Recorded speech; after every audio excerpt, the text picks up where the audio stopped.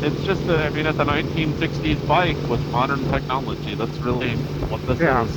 Yeah.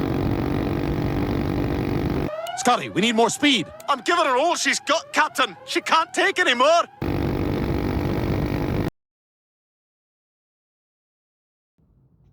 All right. This is the infamous trail. The one that I rode last year, but I didn't get any footage of.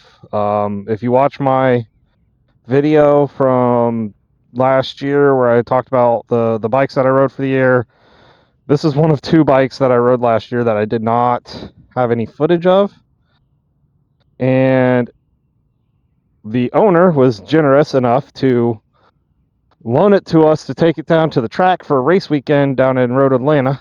I'm a part of a crew that runs a race car, and this is our pit bike for the weekend. But I figured I'd take this opportunity to do my first official solo review video of a bike or a motorcycle.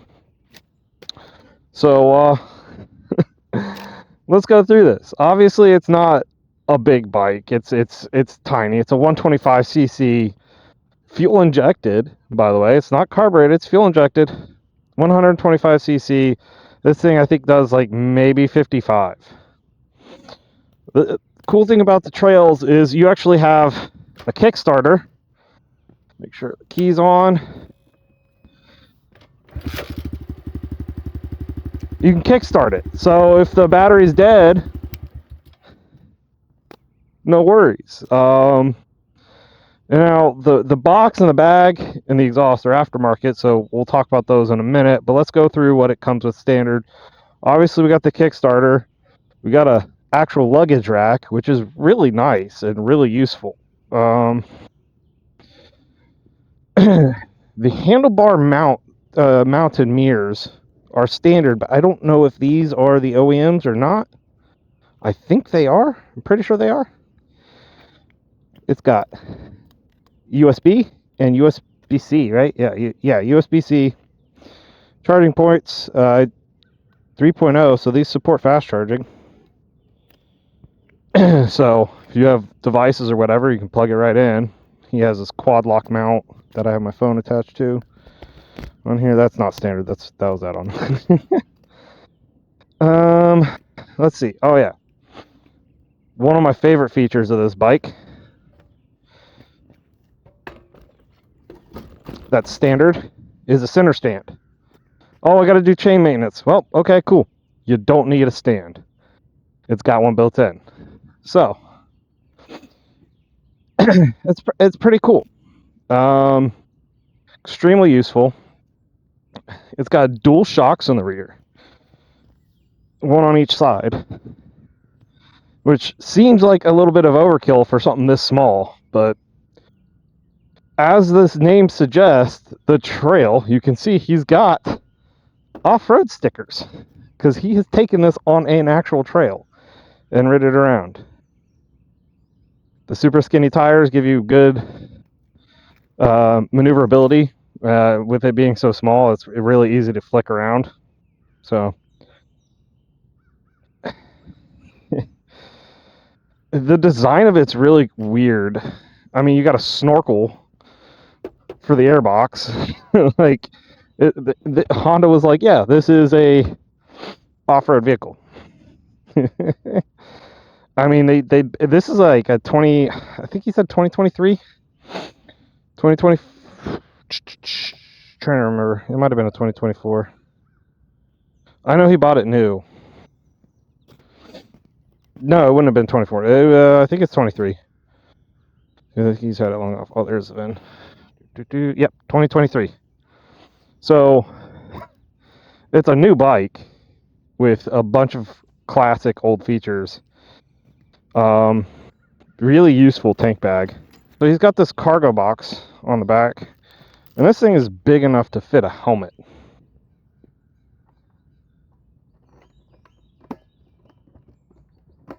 There it goes. Huge. You could fit a whole helmet in here and stuff then.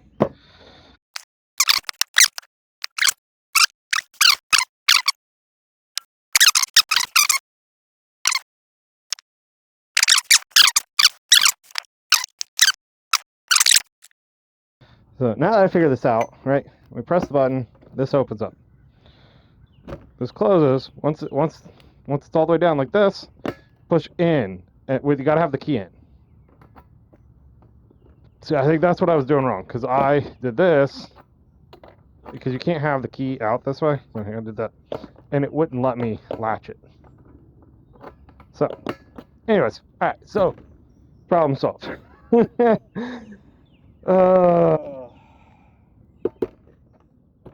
Okay, it's not a terrible design. I think they overcomplicated the latch, but see each that. Alright, so we got the box covered. I mean, we got a nice bag. I actually haven't even opened this up to see what's in here. So he's got some bungee straps and a tire pressure gauge. And then this bag's designed, you can put your phone right here, but obviously we run quad lock, so don't need that. Oh yeah, because it's an off-road vehicle, it's got a pan, blocks the engine. Pretty nice feature. So, now, this thing. This exhaust. So they're bringing a resonator. Derek's supposed to come down. He's got the resonator with him. This thing is obnoxious. Absolutely. I feel like a menace driving this. So if you're part of the Grom squad that likes to ride around and sound like an absolute menace, and you buy one of these, because it's essentially the same thing as a Grom except for the CVT, or not CVT. It's not even a CVT. It's a centrifugal clutch. It's still a manual, but it's got no clutch. If you notice this, no clutch lever. But I do have to shift gears.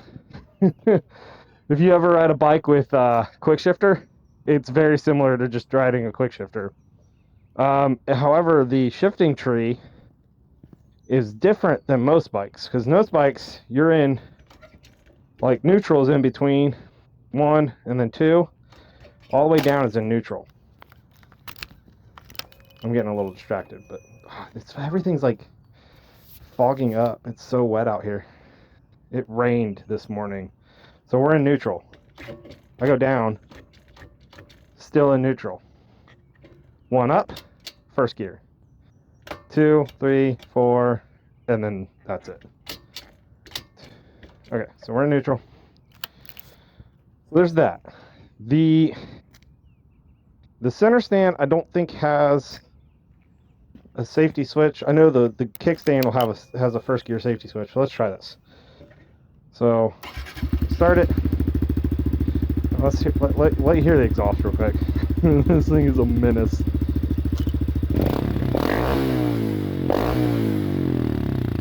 It's an absolute menace of an exhaust. Alright, so we're in neutral.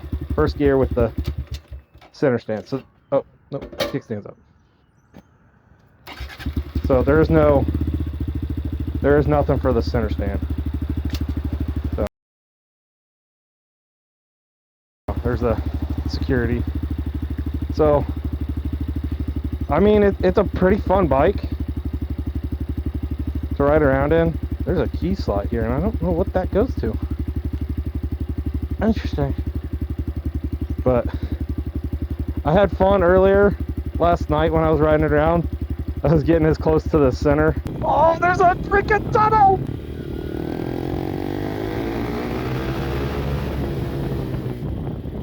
Oh, it's a circle. It's a circle.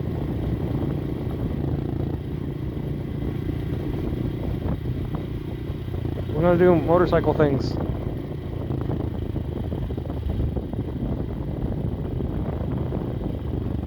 Focus on the center. I'm also in second gear. Let's go down to first for this. Ugh. I don't want to like lean it over because I don't want to slide because of the road. Everything's like wet out here. Oh, we hop back on here. But yeah. So.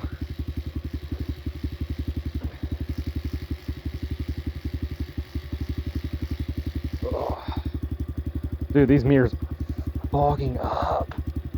Oh my god, dude, I can't fucking see. Alright, so I'm going to show you guys how. There's a couple ways to get off the kick or the center stand. I myself am just sitting on the bike. This is the most popular way. I got my foot on my hand on the brake. Doesn't do anything. But if you take your hand off the brake, pops right down. Because if you do that, you're on your front. So, yeah. Anyways, we're gonna go. Oh, I always forget it. Oh, it drives me nuts because it's so weird. All right, first gear.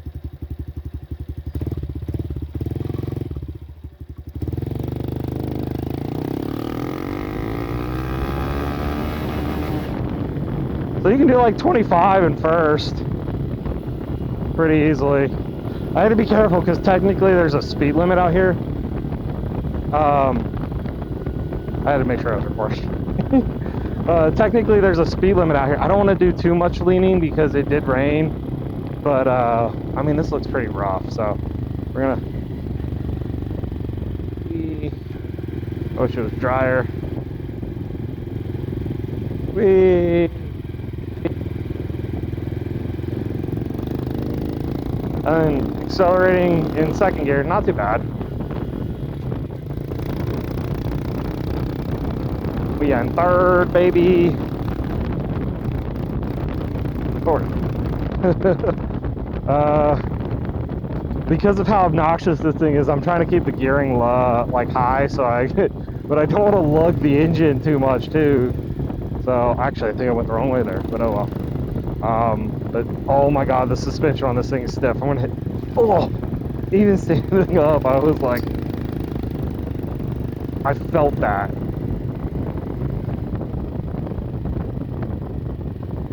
Oh, sorry about your tires, Josh. Oh, there's the one of the safety vehicles. Better slow down a little bit. Hit this bump. Oh.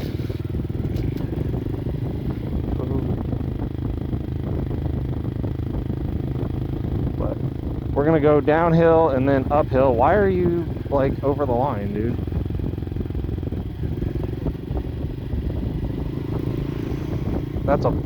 It's like a freaking fire truck rig. Oh my god, dude. I messed up these mirrors. I totally messed up the mirrors. I can't see shit. Alright. Oh yeah, we're definitely avoiding the speed bump on this. Okay. It is. This hill is that insane, right?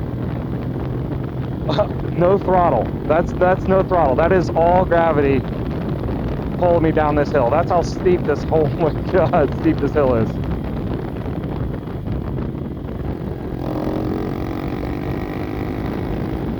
We're gonna turn around and we're gonna go up the hill on oh fuck, I was trying to avoid it and I hit the edge. But even when it's wet out, pretty flickable bike. Actually, I think right here is a good spot to cut the U-turn, and we're gonna go up that hill.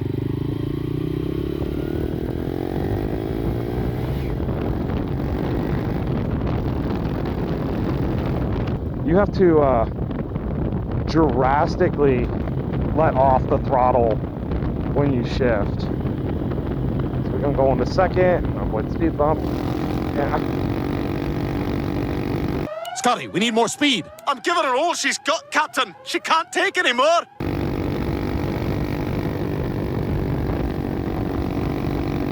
If I go into third, this thing will not go much faster, but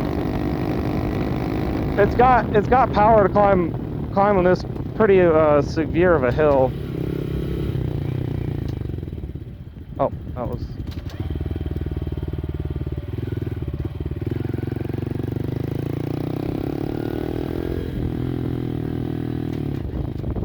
All right, we're gonna go into third. It ain't gonna rev it out as high, and I'm gonna let off the brake.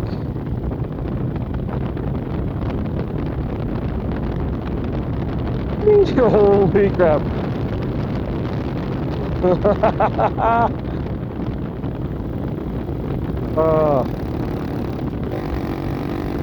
And don't worry about me going red line. I got full permission to do that from the owner. He said abuse it. He said go to red limmer, bounce it off the red limmer, take it off road. I will take it off some roads. I don't know what I'm allowed to do out here without getting in trouble, so I'm gonna try to avoid some places.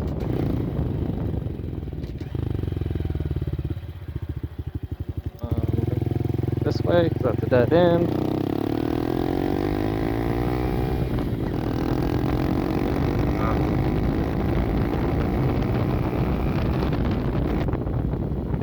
It's pretty livable as like if you one as a beginner bike, absolutely. If you want a beginner bike, period, hands down, the Groms, the Trails, the Monkey, any of those single cylinder. I'm actually going to be buying something very soon this year that's a single cylinder. It's a little bit bigger and a little different style, so we have 3 different single cylinders to compare to. But if you want a starter bike, I cannot see anything. If you want a starter bike, these things are amazing. You can do a lot. You don't have to go too far. And if you're getting a starter bike, you're not going to want to get on the highway anyways. The highway is one of the worst places for a beginner rider to spend their time at, because it's mostly straight, long sweeping turns. You don't get any maneuverability like, oh, here's another big turn. You don't get any maneuverability experience, and frankly, it's kind of boring. So getting one of these bikes that can only do 55, you're maxed out. One, they get, oh, this thing gets like 120 something miles to the gallon. So you're gonna get amazing fuel mileage. So for commuting to and from work, getting used to riding a bike, riding it around town, just going up to town, these things are amazing. So for a starter bike, abso-freaking-lutely. And then everyone's like, oh, you should not get something that smokes, you'll get bored of it, you'll want to grow it. One, this thing's an absolute blast. These things, it's a menace, especially with this exhaust on it. Absolute menace. But it's also useful for other things, for like, hey, I just want to run up to the store, I just jump on it and go to the store real quick. Or hey, I got friends that do like campgrounds and track stuff. They're not going to be open yet. I got to come back at like 8, which we're just right up there. So you know, you want to do campground stuff, these are great, especially if you get quieter exhaust. So all around usefulness. After you upgrade, you keep this, and then you have something to tool around with if you have, when you're doing maintenance to your bike. But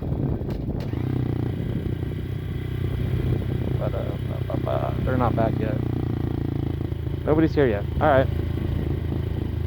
But yeah, it's absolutely amazing. So I'm gonna pause the video for now. I will be back with you guys shortly, and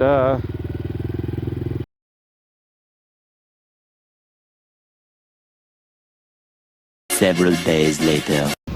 Alright, Josh, now that you're on your own bike, why don't you go through the list of mods? Because I'm pretty sure I did not cover everything on there. So this is a little Trail 125. It's got a OPMID gauge cluster, aftermarket cluster. So I've got over the OEM one. I've got a tachometer and a clock basically, and a couple other nice features. But those are the main ones that are real nice. A little charge port that plugs into the OEM accessory harness. It has Type-C power delivery, so super fast charging, as well as a normal USB. And a little horn cover on Amazon that was $10. I was like, well, screw it, I'll buy it. Oh, yeah, I actually saw that earlier today when I was at the shop. I was like, I was like, oh, that's fun. I never noticed that before. Yeah, it was just neat. I saw it when I was buying this Kemimoto center bag here, and I was like, well, screw it, I'll buy that at the same time. I think you already talked about the Ishimura exhaust, obviously the bag, and then the EV box on the back. So then it has a SP Takagawa air filter, just a high flow filter put in the air box, which is right here somewhere by my hand. And, yeah, it's basically all I can run without a tune. So Yeah, instead I of mean- breathing out of a 4 to 5 inch square, it covers the entire intake Yeah. area. Not fast. Not. I mean, for a mini moto, it's not the cheapest mini moto, but it's fun Yeah. and I enjoy it. So. I was honestly shocked about how high it sits, like how high the seat is, well, off the ground. So the first time I sat on this bike, that actually is kind of what drew me to it. Is for me, this was more comfortable than a Grom seating position wise because it didn't feel awkward for me to sit on it, which was my main draw to it. And you can ask Derek because he was with me. I sat on this bike on the showroom floor on the Power Sport in Troy, and I literally, I'm like, dude, this is the one. I'm gotta sleep on it, which was a Saturday, and they're closed Sunday, Monday. I'm like, I gotta sleep on it, but come Tuesday, I ended up calling up, and I'm like, hey, I want that trail that's on your sales floor right now. Yeah, that's actually kind of what drew me to it, was the higher seating position over the Grom, the Monkey. Yeah. So. Yeah, well, for me, because of my my short inseam, it was kind of a pain in the ass Yeah, especially with the throw my leg over it. But yeah, no, I mean, I thought it was fun. It's like Had a yeah. stiff suspension for me. Oh yeah, it's not exactly plush, but it's not. Right. I don't know. So. But yeah. It's like a little baby thing, ADV. The other thing I had issues with all the time was I would leave it in gear, Yep. and I'd forget about that, and I go to start it, and I go, oh yeah, that's right. And then I'd always forget that neutral is all the way down and instead of in between first and second, which was a little weird to get used to. Yeah. And then the heel shifter, I never used the heel shifter. I tried, and it was very awkward where I have to keep my foot to be able to use it. Well, I like my foot a little bit further forward. That's fair. For me, especially in the boots that I'm wearing right now, I really can't fit my foot underneath the front shifter in order to shift this bike. So I just kind of learned to use the heel shifter, and with how I rest it anyways, it's actually natural for me. So. And put it up there, you can see that his foot, you hit both sides. Right. Yeah, simultaneously. Yeah, with my shoes being so small, I had to slide it forward and back to actually get the heel shifter and then go to the front. Now, with my Icon riding shoes that I normally wear, I can use the front. And, so, yeah, I can use the front one if I want, but with wearing my work boots, I can't. So, and like when we were taking our MSF, I had to have the over-the-ankle shoes, and I rode the trail there once, and the only over-the-ankle shoes I had at the time, so kind of just learned. Well, so what I was telling Derek earlier, because it's that clutchless shifting, and it acts more like using a quick shifter where you have to do rev matching and stuff. When I was driving it around, I was intentionally being off RPM and shifting it just to see how forgiving it was.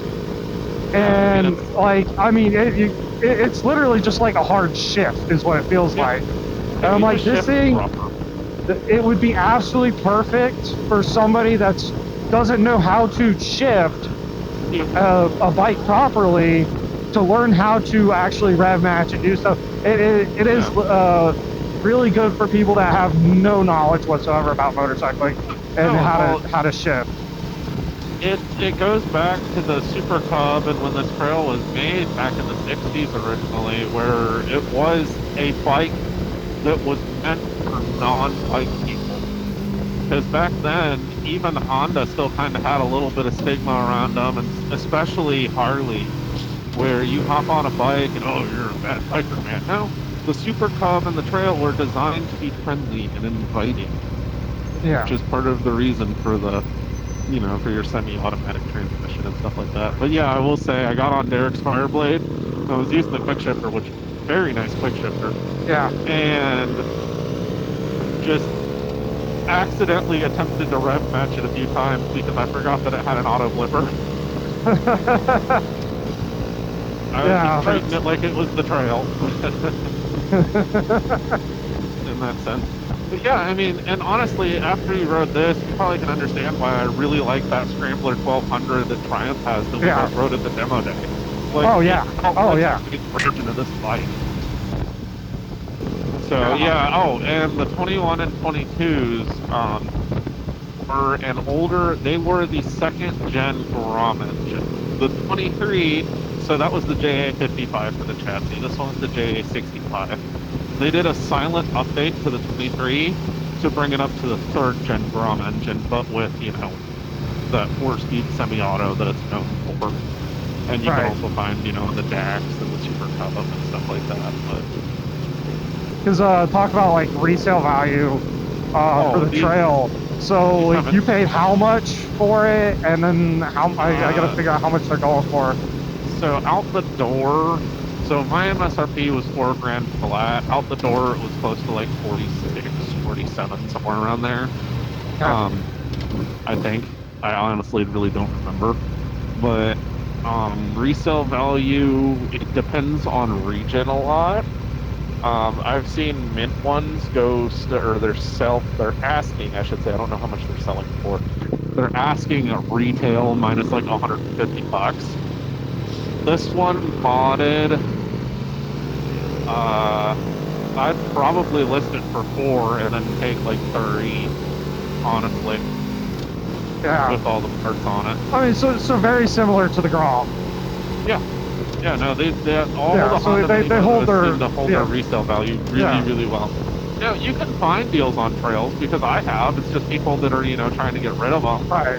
Oh And, yeah. I mean, I've seen them listed for like $2,500 with like 3,000 miles before, but those are far and few in between, and you have to be in the trail groups in order to know about them. And they usually go pretty quickly too. So Yeah, they do. It's just that, I mean, it's a 1960s bike with modern technology. That's really what this Yeah. is.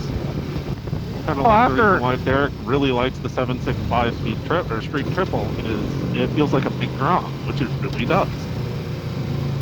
So, yeah, after riding that Scrambler 1200, I kind of have a thing for Scramblers now. So, they're fun. in case you haven't noticed about the list of bikes I've been looking at potentially getting next. Yeah. Yeah. No, and like I said, I mean, this is like, for me, it's like a baby ADV. So, Yeah. it's kind of already in a category that I wanted, but a 125. Something that's semi-responsible for starting with. Something still kind of cool and different. I think And- the best and- way to explain the seating position is Like like, a you're sitting on a bicycle. Yep. Whereas the Grom, you're in a pocket. Yeah. But again, that'll go back to like the Super Cub and this being designed to be more inviting. That's designed to be a motorcycle that's just small. Right. Yeah, it's a street bike that they just like said, oh, we're gonna make it small and super gas efficient. Yeah. That's part about a semi-auto. Is I my left hand and not care. Yeah. But now I got a box, so not exactly necessary anymore. Alright, I'm going to call this video to an end. I hope you guys enjoyed that. That was my first official review video of a motorcycle and my review of the trail. All around, comes down to it's an amazing beginner bike for somebody that has no clue what they're doing. I have a surprise coming up for you guys next, so stay tuned. Hit the subscribe button so you get notified when I do post these videos, and leave comments down below if you've ridden a trail, owned a trail, whatever, and I will see you guys on the next one. Have a good one.